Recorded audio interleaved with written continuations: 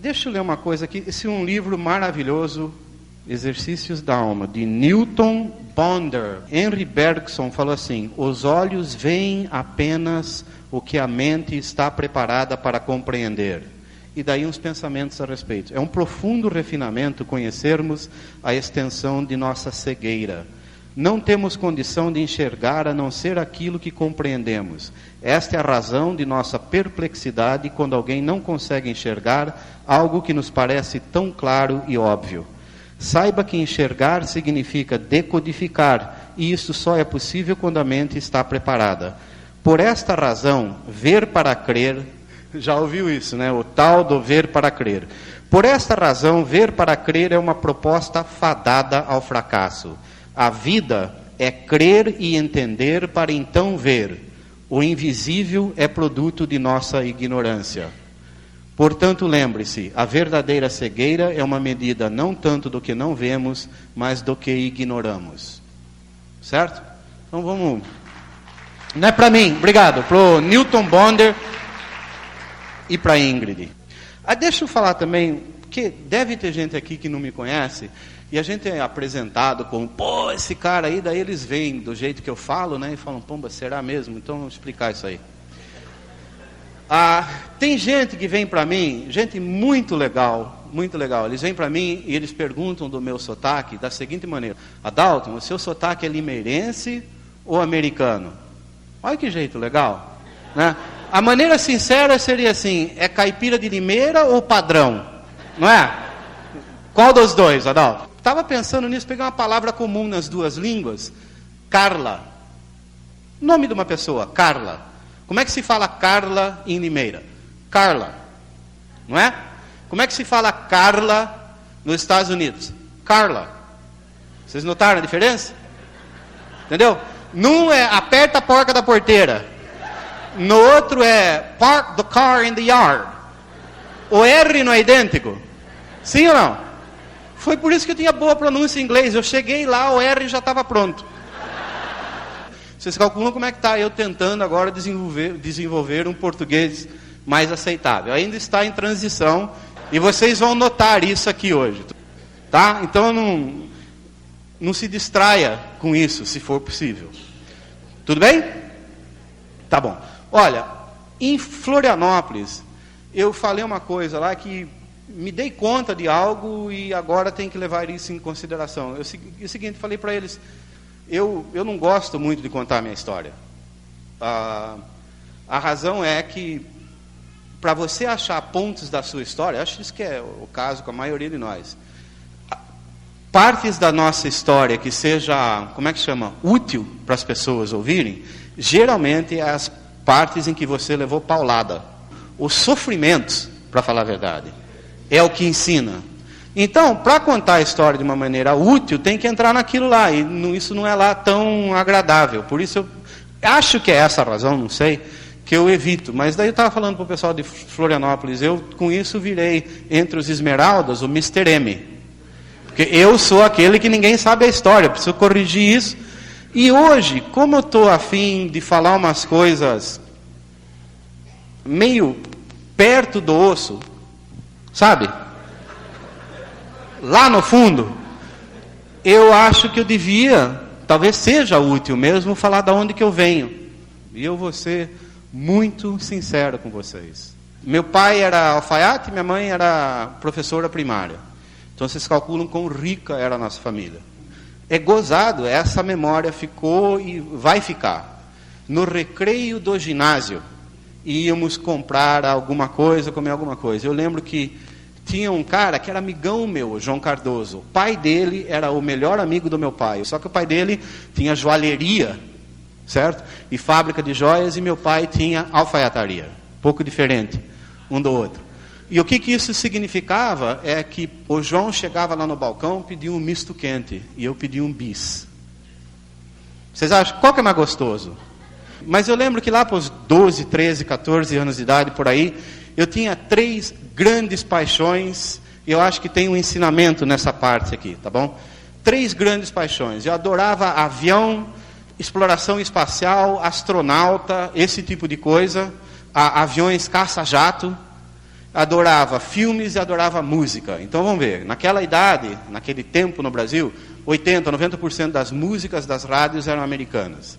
80, 90% dos filmes eram americanos. E avião, caça-jato, foguete, esse tipo de coisa, só dava os americanos, porque outro eram os vermelhos lá e tal, que não podia ser herói de ninguém. Então, eu tinha tudo quanto era herói meu, naquela época, era americano. Além do que, as paixões que eu tinha vinham de lá. Por conseguinte, eu fiquei apaixonado pelo país. E eu assistia filmes, por exemplo, eu olhava não no que estava acontecendo aqui na frente, eu ficava olhando nos carros que estavam passando lá atrás, os jardins das casas, os prédios que tinham. Para mim, filmes americanos eram janelas para mim ver aquele sonho. Eu nem chamava de sonho naquela época. Não tinha esse vocabulário que a gente tem hoje. Mas o sonho era a respeito dos Estados Unidos. Tudo o que eu queria ser é astronauta. E para ser astronauta, você tinha que estar nos Estados Unidos. Isso aqui, com 15 anos de idade. Então, vê o tamanho do pulo que eu queria dar. Eu queria ir para os Estados Unidos para virar astronauta, que significava se tornar piloto primeiro, porque naquela época os primeiros eram todos pilotos. Aí aconteceu uma coisa, com uns 15, 16 anos de idade, eu descobri que 2 alunos da nossa escola estavam já nos Estados Unidos, com bolsa, vivendo lá e estudando lá. É impossível descrever para vocês o impacto que aquilo teve em mim. Quer dizer que é possível. E depois, logo em seguida, mas eu perdi, porque eles já estão lá e eu não estou. Mas aí me explicaram que a idade para fazer isso era X e eu vi que ainda era possível. Eu ainda tinha idade para prestar esse exame. Quer ver uma coisa? Lição aí. Do momento que eu descobri que era possível ir para os Estados Unidos para uma pessoa, um estudante da minha idade, eu nunca mais vacilei na ideia de que eu não iria para lá. Aliás, pelo contrário, eu respirava, dormia, sonhava, comia, assistia a filmes, ouvia música, tudo tinha a ver com aquilo onde eu ia indo. Existe um meio de se chegar lá. Eu já estava indo, e eu já estava vivendo lá. E muitos de nós, no começo desse negócio, vivemos assim. Vocês lembram? E funcionou? Funcionou. Sim? Quem de nós vive desse jeito com relação ao negócio, hoje em dia? Não sei, não muitos. Alguns sim, tudo legal. Mas com isso, a gente está culpando a economia, não é? As fitas, o meu upline, o preço dos produtos. O que vocês acham que a minha opinião é nisso?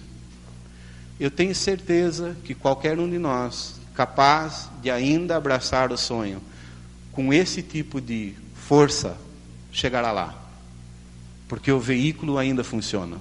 Como aquele meio, há 40 anos atrás, que existia de chegar. Quer ver o que aconteceu? Teve uma preliminar lá, selecionaram 3.000 pessoas que iam prosseguir depois do preliminar.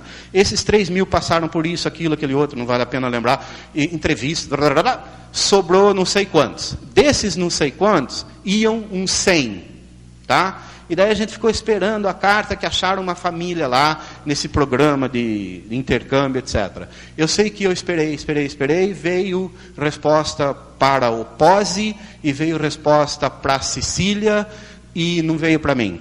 Então os dois iam, eu ainda não ia. Daí passou um tempo, chegou a época deles embarcarem, eles foram, junto com o resto dos brasileiros que iriam. Foram os 100, e eu ainda não tinha ido. E o pessoal vinha perguntar para mim, Adalto, o que está acontecendo com aquele negócio lá do intercâmbio? Eu não recebi resposta ainda. Não é eu não vou, não é o pessoal já foi. Eu não recebi resposta ainda, que era o caso. Vocês entendem quão acesa ainda estava a esperança. O pessoal já tinha embarcado e ido, mas eu não recebi resposta ainda. Tinha gente que procurava me proteger e dizia assim, Adalto, você precisa se preparar para encarar a realidade, pomba. A hora que vier vai ser devastador, né? O pessoal já foi, você ainda tem mais um ano elegível, deixa para o ano que... Não, minha resposta ainda não veio. Qual é a resistência que nós temos com as pessoas daí de fora? Essa é a pergunta. O pessoal já tinha embarcado, já fazia um mês que eles estavam nos Estados Unidos. Eu estou sem resposta. E ainda com a esperança em pé. Daí, chegou uma carta para o meu pai, em inglês. Eu tive que levar lá, li para minha mãe em casa, levei lá na alfataria, li para ele. Essa parte aí meio, vocês desculpam, tá? Se eu não... Entreguei para ele e li para ele. A carta dizia, olha, encontramos quem sabe uma família para o seu filho. Eu era líder no movimento cristão e estava difícil achar uma família que se encaixava com a religiosidade minha, alguma coisa assim. Eu sei que eles achavam que ia achar, mas é numa cidade que entrou tão tarde no programa, que não levantou dinheiro, então talvez ele vá, mas se ele for, o senhor vai ter que dar, o que hoje em dia seriam uns $1.500, que na minha família não existia isso. E se nós não conseguirmos, nós devolvemos o dinheiro. Eu li isso, expliquei para o meu pai, expliquei que eles devolveriam o dinheiro se não desse certo, e saí de perto dele porque eu não tinha coragem de pedir aquele tipo de dinheiro de jeito nenhum, tirar aquilo da nossa família. Mas aí ele com a minha mãe, olha que coisa interessante, tinham que confiar nos gringos que eles não conheciam, lá de um outro país, e justo com dinheiro, que é o que menos tinha na minha família. A pergunta é, quanto que a gente confia? Confiamos, confiávamos, confiamos, hoje, ainda, forte, hein? Somos capazes de passar isso para a gente que a gente convida? Né? Porque eles têm uma situação estranha, eles têm que confiar em nós, que estamos representando na mente deles, uns gringos aí, sim ou não? E a coisa vai custar, a primeira coisa que você faz para entrar nesse negócio, é assinar um contrato e gastar dinheiro. Opa, é bom isso aí, eu estou precisando, é ou não é? Mas se a gente confiar suficientemente firme, eu sei dizer que ele confiou, graças a Deus. Tá? Daí fui, vivi com a minha família americana, 8, eram irlandeses católicos, 8 filhos. Eu era o 9º e o mais velho. Até hoje sou filho deles e eles meus pais. Ainda nos correspondemos. 3 dos filhos deles moraram na minha casa, aqui em Limeira, sucessivamente. Meu irmão foi para lá, meus pais já foram para lá, eles já vieram para cá. Um dos filhos deles casou-se com uma limeirense. Hoje em dia já está na 2ª geração de intercâmbio, porque filhos desse pessoal que veio estão começando a vir para cá. Olha que bacana isso aí. Invistam, né? Obrigado. Mas, só uma propagandazinha aqui. Procure doar, se você puder, para programas de intercâmbio. Acho que intercâmbio e o que nós fazemos pode trazer paz no mundo. Porque o que a gente faz também é muito internacional, é ou não é? Eu não sei se vocês sabem, quando abriram a Argentina... Bom, primeiro quando abriram aqui, quem veio ajudar foi americano e mexicano. Verdade ou não é? Calcula quão receptivo, né? Daí foram abrir a Argentina, foram americanos, mexicanos e trouxeram uns cubanos lá. Calcula quanto que argentino gosta. Daí foram abrir o Chile, levaram esses daí que eu falei e mais argentinos para Chile. Entendeu? Depois que abriram a Turquia, bom, eu não lembro mais, um dos dois. Abriram a Grécia, daí foram abrir a Turquia, levaram gregos para lá. Quando o México foi aberto, foram gringos para lá. E dá certo. Dá certo. Esse negócio é espetacular. É completamente fora do normal. Vocês concordam? Em todos esses lugares aí, vinha... Eu acho que a companhia faz de propósito. Sabe? Fala assim, agora nós vamos testar o grau seus de animosidade e capacidade de perdoar. Porque os turcos, quem vem aqui ajudar é grego. O República Dominicana, quem vem ajudar aqui é porto-riquenho. Vocês calculam como eles se amam, entendeu? E dá certo, dá certo. Então, intercâmbio, boa ideia, boa ideia. Daí, sei lá, eventualmente fui ver uma faculdade. Eu lembro também, para vocês terem uma ideia do meu sonho, quando eu fiz o exame escrito aqui no Brasil, para ir para lá pela primeira vez, já sabendo que de 3.000 iam só 100, eu lembro que eu passei pelo quarto dos meus pais no fim daquela noite, eles já estavam lá dentro no quarto, luz apagada, vocês estão acordados? Estamos. Ó, eu fiz aquele exame de ir para os Estados Unidos, que era para fazer o último ano do colegial. Era essa a ideia, 1 ano de intercâmbio. Falei para eles, ó, eu fiz aquele exame lá para ir para os Estados Unidos, e ó, se eu for escolhido, eu vou fazer faculdade lá também, tá? Olha só, gente. São 3.000, vão 100. Eu acabei de fazer o exame. Eu já estou pleiteando a faculdade. Enxergue como vai ser, não como é. Não nos ensinam isso? Sim ou não? Os diamantes falam isso? quando você dá uma olhada, sabendo os princípios do negócio, no que eu passei naquela época, era inevitável que eu fosse. Porque é assim que sonho e determinação e crença funcionam.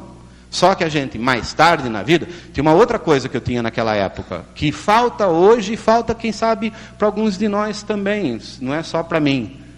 Eu era ingênuo. Eu não ficava pensando no que podia não dar certo, no que podia doer, de desapontamento, nem nada disso. Bola para frente. Bom, lá eu acabei indo para a faculdade. Uma das 10 melhores dos Estados Unidos naquela época, até hoje, me aceitou. Hoje custa $35 mil por ano estudar lá, entre taxa e alojamento e comida e gasto com como é que chama? Com livros.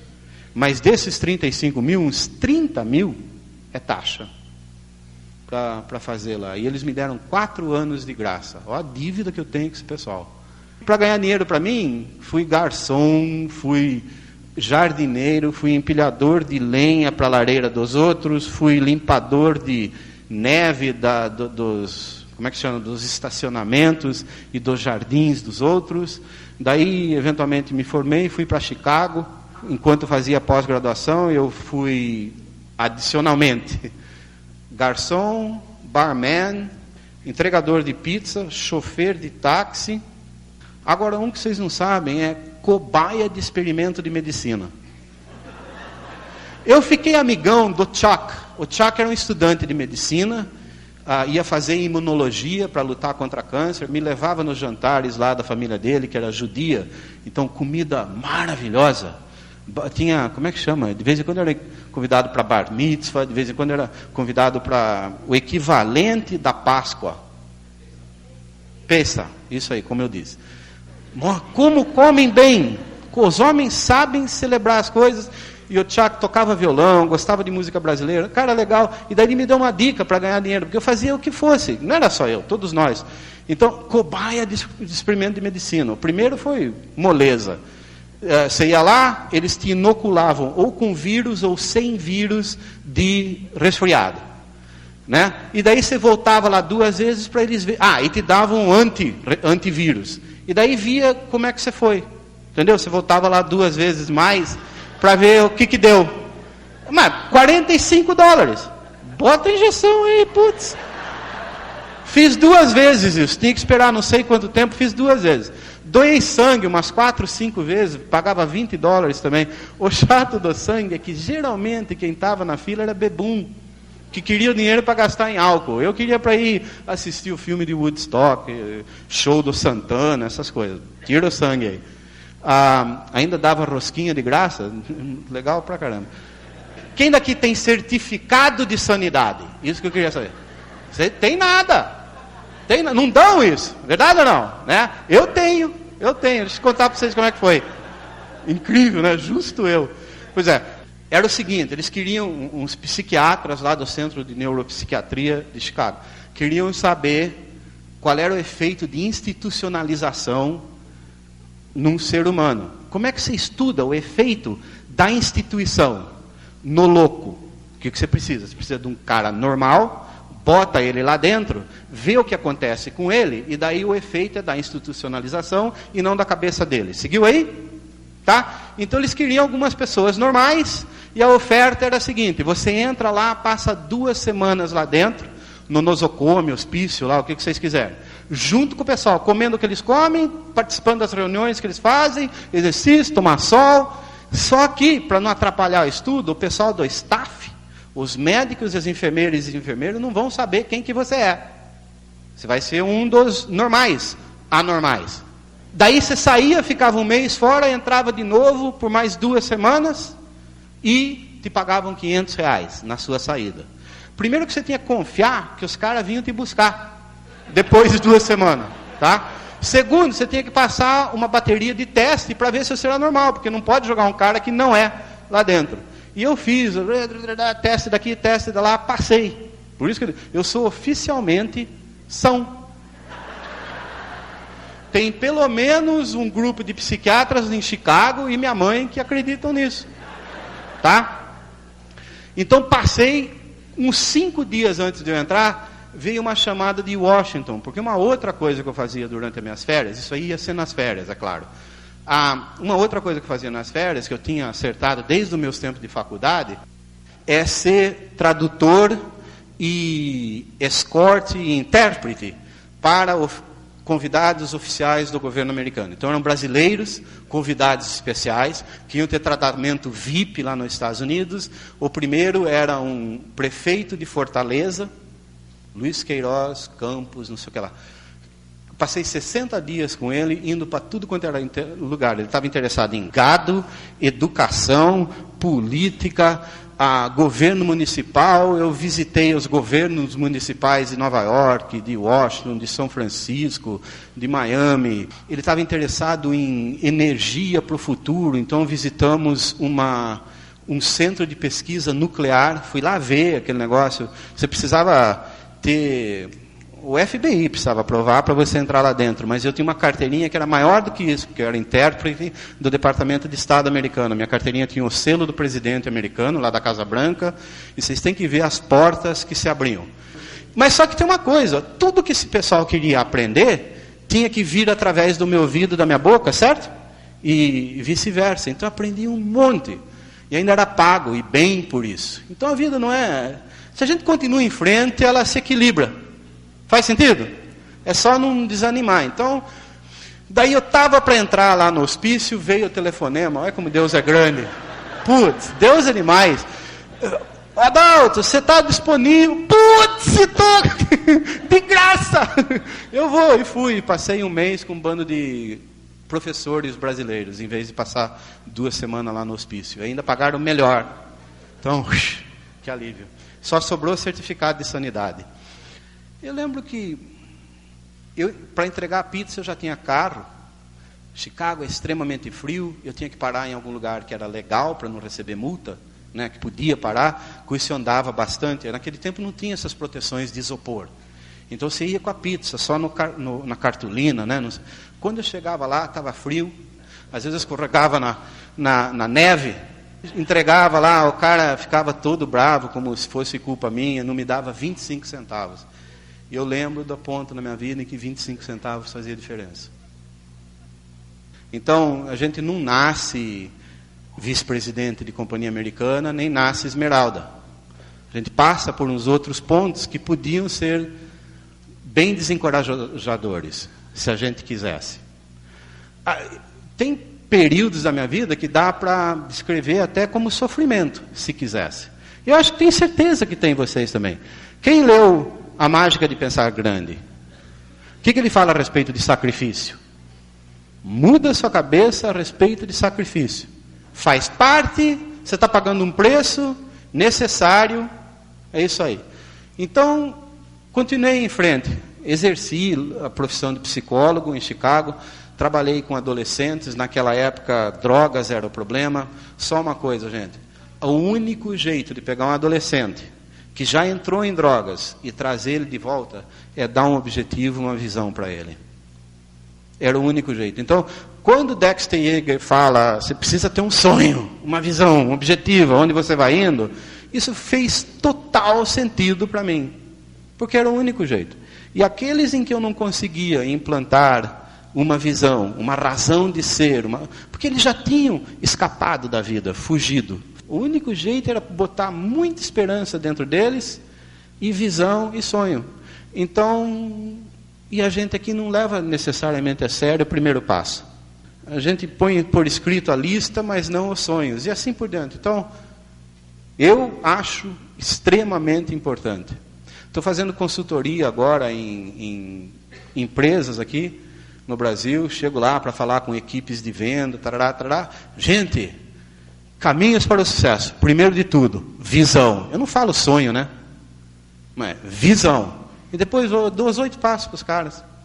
Visão, daí você precisa assumir um compromisso, daí você precisa fazer uma lista de todos os recursos que podem te ajudar. Põe um pouco numa linguagem diferente, mas é os próprios. E eu falo, isso aqui vem de um cara que não escreveu o livro e ficou famoso, não. Ele ficou riquérrimo com esse sistema aqui, ó. Com esse programa. E fez muitas outras pessoas também ter extremo sucesso. Ele tem quantos diamantes, vocês acham, gente? Você sabe, o Dexter Yeager tem mais de 1000 diamantes na organização dele? É gente rica com aquilo que ele ensinou. Então, não vale a pena ensinar? Certo? E aonde que começa? Sonho e compromisso. Bom, estava lá em Los Angeles, nessa altura da minha vida, já tinha passado por Nova York, a vida ficou um pouco melhor do que os tempos antigos de varrer neve para as outras pessoas. Aí fui indo, estava bem, vice-presidente de uma companhia chamada Charles P. Young, nessa altura, morando em Beverly Hills, arrumei um jeito de morar lá no topo da colina, comprei um Mercedes conversível, roubaram o Mercedes conversível depois de uns 2 anos, acho que foi depois de uns 2 anos, daí eu estava procurando um carro novo, nessa altura eu já tinha descoberto que uma cliente minha morava do outro lado da rua, então virou amiga e já era vizinha, tinha sido cliente, e foi essa cliente vizinha amiga, num fim de semana que eu estava testando uma Corvette de um amigo meu. Ele estava querendo vender a Corvette dele, estava quase novinha, e eu tinha mesmo perdido o carro, e com o dinheiro que o seguro tinha dado, dava para comprar uma Corvette, ainda sobrava. Então, ela deu essa fita, falando, olha, ouça isso aqui, parece bom, eu estou avaliando esse negócio, vê o que você acha. Porque ela sabia que eu era consultor, etc. Peguei aquilo, e naquele fim de semana eu ia aproveitar. Eu fui lá para as colinas de Malibu, onde não tem muito guarda, com a Corvette e a fita do Jim Dornan. Falei, acho que eu vou ouvir isso aqui. Enfiei no toca-fita lá, em algum tipo de curva, nas colinas de Malibu, para testar uma Corvette, ouvindo o Jim Dornan, porque eu não tinha outra coisa para fazer. Olha como é que a vida é meio irônica. Eu ouvi 4, 5 vezes aquela fita naquele fim de semana. Fiquei besta com o que ele estava falando e com a capacidade dele de comunicação. Entreguei a fita para ele e falei assim, acho muito bom isso aqui, o cara é bom também, viu? E você devia ir atrás disso sim. E para mim aquilo ia ser o fim da coisa, você devia ir atrás disso. Daí o pessoal começou a vir atrás de mim, porque descobriram que eu era brasileiro, não porque você precisa. Eu sei dizer que cada um que veio atrás de mim, inclusive o distribuidor direto acima dela, eu, estou ocupado, não posso, não sei o quê, não tem tempo. Nem falava com eles, nem sentava com eles. Daí esse distribuidor direto finalmente veio na minha casa, e em vez de mostrar o plano, em vez de falar da companhia, em vez de falar dos produtos, etc., ele me fez algumas perguntas, descobriu que eu estava ultra impressionado com o Jim Dornan. E daí ele falou assim, pois é, eu queria te levar para conhecer o Jim Dornan. Ele está procurando líderes lá para o Brasil. Você precisa conhecer o Jim Dornan. Vocês entenderam? O que o Tim Foley fala a respeito de mostrar o plano? Descobre o sonho das pessoas. Ele descobriu que a única coisa que eu estava interessado era conhecer o Jim Dornan. Ele não falou da companhia, dos produtos, dos 30 e tantos anos, dos não sei quantos bilhões, do catálogo, nada. Você vai conhecer o Jim Dornan. E parou por aí. Ele fechou comigo e conheceu o Jim Dornan. É assim que a gente faz? Hein? Senta aí. Tem mais.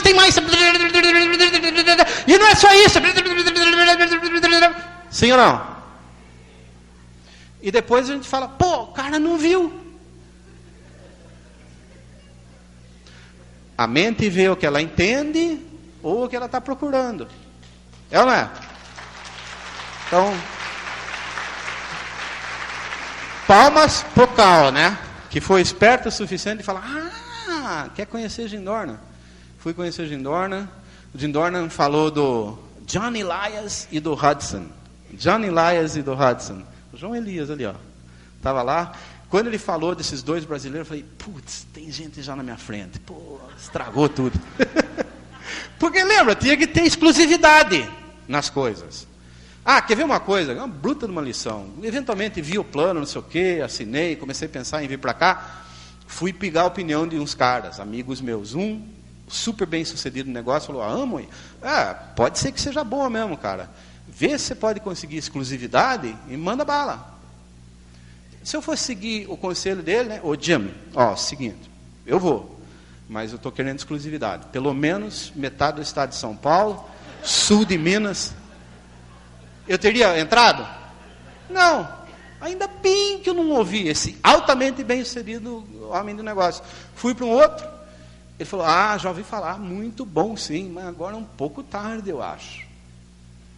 Eu acho que, para quem começa no começo, é bom. Fosse ouvir ele, né? Entendeu? A não ser que for, é no começo no Brasil, então tudo bem. Como é que eu decidi vir numa convenção? Eu tinha dito para o Jim, não vai dar. Não vai dar. Porque eu estava com vidão lá, eu estava super enfronhado na área de cinema, com uma amiga minha, Susan, que está nessa área, e super enfronhado numa área de música, com um amigão meu, o Jerry, que era manager da carreira do Al Jarreau, do David Sanborn e de alguns outros. E era festa, tinha já conhecido pessoalmente, batido papo, farreado com o Djavan, com Ivan Lins, já tinha ido em cinema e teatro com a Marina Lima, Lobão tinha conhecido em festas, o Liminha, baixista dos Mutantes, que hoje é um dos maiores produtores de música, tanto no Brasil como lá fora. E, sabe, ia em premieres mundiais de filmes. Você tem uma vez atrás o Charlton Heston. Lembra os 10 mandamentos? Né? Pensei, pedi como é que chama? Uma atualização para ele. O seu Charlton, escuta, o Moisés. E hoje em dia? O que mudou nos 10 mandamentos? Aí, dá uma atualizada. Mas com aquela vida, não dava para falar, vou fechar tudo isso aqui. Tinha montado minha própria empresa. Daí eu fui numa convenção. E quer ver uma outra coisa? Eu tinha um grande conflito na agenda. Não dava para ir na convenção. A postura do Jim, quando eu, o Jim e o Carl conversamos sobre a convenção, e o Carl explicou que não dava para o Adalto ir, por causa de um conflito profissional que ele tem aí, que não vai dar. O Jim falou, olhou para ele, para mim, e falou, bom, tudo bem, eu entendo, mas se não for, não vai dar para a gente trabalhar junto. E deixou por isso mesmo. Nós temos essa postura? Vai, você vai gostar tanto. A convenção é super legal. Eu te ajudo. 27 pagamentos. 2 anos de carência. Vem. É ou não é? Né? Putz, sinto muito. Eu entendo, mas também não podemos ser arrogantes. E ele não estava sendo. Fez isso com muita humildade, só que com postura. Eu fui na convenção. Acabei indo. E foi ali que mudou a minha cabeça. Absolutamente. Eu vi o jeito que as pessoas se tratavam. Lembra que eu fui psicólogo, né? Eu não ficava prestando atenção neles no palco. Até prestava, mas eu queria ver na fila do elevador, na fila da cafeteria, do restaurante. Eu queria ver como é que tratavam os outros. E eu via, abria que nem se fosse o mar, assim, sabe, Moisés abrindo o mar, quando chegava um diamante para ir pegar o elevador. Porque tinha 5, 10 mil naquele hotel, né? Todo mundo seguindo o mesmo horário, ficava tudo embolado lá. Mas alguém lá atrás falava assim, Diamond is coming, diamante está vindo, não precisava falar mais nada, o pessoal fazia, diamante vinha assim, porque estava acompanhando ele, diamante, a esposa, né? E mais aquele, como é que a gente chama aqui, o host. Entrava só os 4 lá dentro do elevador, ninguém mais entrava. Nós esperamos aqui, por favor. Vai lá. E como se tratava, não precisava ser diamante. Eu fiquei vendo, outra coisa, a alegria, a solidariedade, a felicidade, a confiança que esse pessoal tem, o brilho nos olhos, a maneira de se tratarem. Eu cheguei à conclusão, olha, eu já tinha 44 anos de idade, eu não sei vocês, mas eu já tinha alguns desapontamentos com pessoas na vida. Vocês têm? Hein? Sabe, você começa a ter menos amigos, não porque você não quer, é porque os critérios, não é? Por aí. E eu vi aquele pessoal, eu falei, putz, mas está aí o pessoal que eu estou procurando. Encontrei. É esses daí mesmo. É esse tipo de gente. Olha que coisa, eu vou ganhar dinheiro e viver com o tipo de pessoas que eu estou procurando, que eu muito raramente encontro. Foi por aí, foi a convenção e as pessoas. Então, quando chega na hora de convencer alguém que é para ir na convenção, pomba, para mim isso está até o dedão do pé. Eu não teria feito esse negócio, teria perdido tudo o que eu ganhei com esse negócio. E vai ter uma convenção 26 e 27 de agosto. Vamos voltar para o Olímpia, não é legal? Quantas coisas boas a gente já teve no Olímpia, inclusive a primeira vez que o senhor Richard DeVos veio para lá, não é? bacana demais. E vem, vocês viram quem vem? Baba Pratt. Baba Pratt vem. Putz. Olha, gente, vê se a gente pode perder isso. O Baba e a Sandy Pratt tem um momento na vida deles que o advogado deles, pensa um pouco, o advogado, se eu falar para você, Sandy, Baba, não tem outro jeito. A única saída é vocês declararem falência. Claro, vocês sabem que tem um monte de consequências você ser um falido. Isso é ruim pra caramba, mas ele estava tão ruim, ele com a Sandy, que o advogado falou, Baba, Sandy, a única saída é vocês declararem falência. Quem sabe dá para... Isso aí é o fundo do poço ou não, gente? E daí alguém... Olha que negócio maravilhoso. Eu acho que eu vou convidar o Baba e a Sandy Pratt. E foram e convidaram. E eles deviam estar com uma cabeça boa para negócios naquele momento. Sim ou não? Pô, estou disposto, cara. Conhecer pessoas. Vender sonho para eles, esperança... Positivismo, isso é com nós, Sandy, não é? Pô, vocês calculam? Como teria sido cara, eu estou morrendo. Pelo amor de Deus, que negócio, como que é mesmo? Na época que a companhia estava sendo processada pelo governo americano a respeito daquele negócio se era ou não era pirâmide. Você sabe que nós vencemos, ficou comprovado juridicamente que nós éramos absolutamente legítimos, né? Estou louco para ouvir. Eu quero que, por mim, que fosse a convenção só ele. Conta para mim, cara. Vou declarar falência a virar milionário em 4 anos e meio, parece que foi. Não sei direito quanto tempo foi. E o que vocês acham? Cabe para nós um ensinamento desse ou não? Né? Eu queria que fosse só ele, se não fosse o fato que vem também o Tim Foley. Putz, tá demais. Demais. Tim Foley, a gente precisa entender um pouco melhor aquele negócio dele ser aceito no Hall of Fame, sabe? O Hall da Fama americano. Gente, aquilo lá, eles votam no máximo 4 por ano. Ele precisa passar por um brutamontes de pré-seleções e daí investigam a história dele e alguns anos não selecionam nenhum. Dos 270 milhões de habitantes dos Estados Unidos, no máximo 4 por ano, às vezes nenhum. E ele é um desses. Você precisa ter sido um herói de esportes na sua universidade e um ótimo estudante. Academicamente, você tem que estar lá no quadro de honra. Daí você tem que se tornar um jogador profissional de algum esporte. Daí você tem que ter brilhado na sua carreira como jogador profissional. Você tem que ter entrado para a seleção nacional, no mínimo. Que o time foi várias vezes. Eu não sei se vocês sabem disso. Tá? Daí, quando você termina a sua carreira profissional, eles esperam 10 anos para que você se torne elegível. Eles querem ver o que você faz depois que as luzes se apagam. Agora que é hora de testar esse cara. O dinheiro não vem mais, o corpo dele está arrebentado, ele não é mais famoso. Tem outra coisa.